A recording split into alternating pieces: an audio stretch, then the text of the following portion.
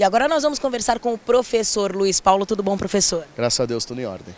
A respeito do descobrimento do Brasil, porque existem muitas versões oficiais, vamos dizer assim, mas ao longo dos anos muitas novidades acabaram sendo descobertas, muitas coisas que até estavam um pouquinho escondidas dos livros que a gente tem na escola desde pequenininho, muitas coisas têm vindo à tona ultimamente, não é, professor? É verdade. Primeiro, a própria denominação descobrimento do Brasil. O que nós tivemos, na verdade, foi o achamento do Brasil, porque já havia a presunção de que existia algumas terras a oeste da Europa. Por que isso?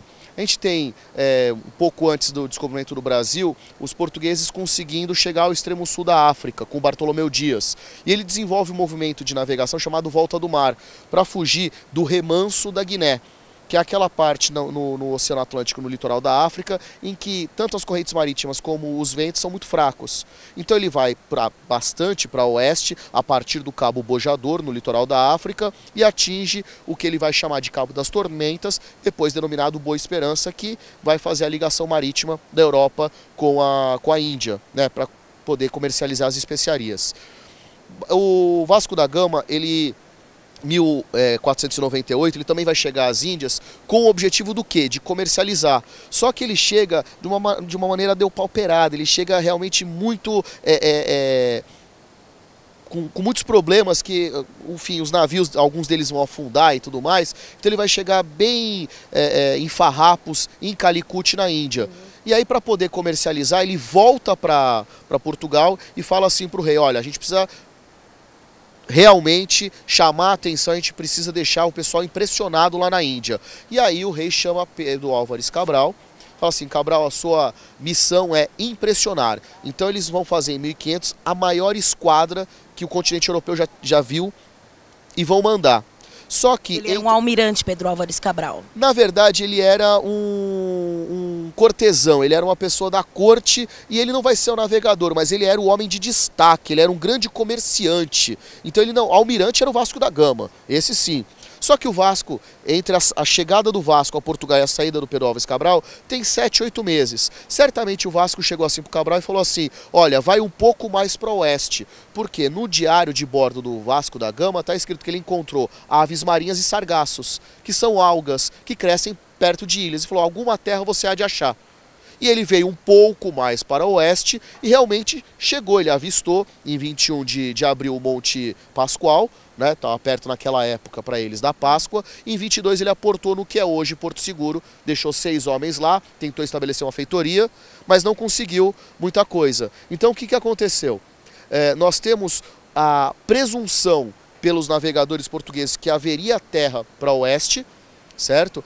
E a chegada, o achamento dessas terras para o oeste. Isso a gente acaba aprendendo no primário. Ah, o Cabral estava fugindo de uma calmaria, ou pegou uma calmaria e chegou no Brasil. Bom, de fato, ele estava fugindo da calmaria lá da região do Golfo da Guiné, que ele aprendeu com a volta do mar do Bartolomeu Dias. Então, fugindo daquela calmaria, ele vai um pouco mais para o oeste, chega na Bahia, e da Bahia aí ele vai lá para a Índia. Sim, agora, este tipo de colônia que foi o Brasil, nós temos, vamos dizer, um reflexo no nosso Brasil até hoje, deste tipo de colonização, de exploração. O nosso Brasil de hoje é um reflexo desde sempre, não é? Deste tipo de cultura, de comportamento.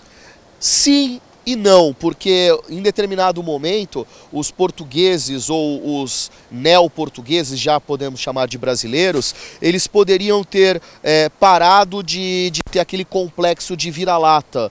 Falando: não, isso aqui é nosso, eu tenho que viver aqui, meus filhos nascem aqui, então eu vou investir na educação deles, eu vou investir na melhora da comunidade. Não, muitas vezes, mesmo algumas gerações depois, eles ganhavam dinheiro e investiam o dinheiro na educação dos seus filhos, mas fora daqui. E quando voltavam, reproduziam esse comportamento. E também a apropriação do que é privado ao erário, né, ao dinheiro público. As pessoas viam o serviço público como uma extensão da sua propriedade, coisa que em outros lugares já começou a se distanciar, se diferenciar. Então, esse modelo de ocupação, esse modelo de exploração, que não é apenas do europeu, mas que nós mesmos impusemos aqui, faz com que nós tenhamos reflexos hoje nesse subdesenvolvimento e em algumas vezes nesse pouco apreço, nesse pouco sentimento de pertencimento, nesse pouco compromisso comunitário que nós temos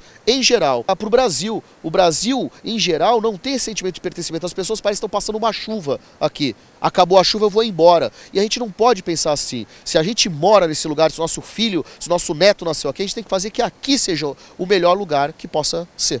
Muito obrigada. A gente agradece pelos esclarecimentos, esse bate-papo gostoso aqui no nosso Jornal da Guaru TV, professor.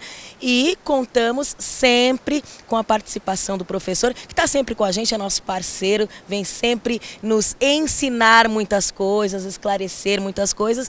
Até a próxima. Foi um grande prazer e assim, não adianta nada você ter quem queira ensinar, você precisa ter quem queira aprender. Então essa oportunidade eu saúdo e estou à disposição. Um grande abraço.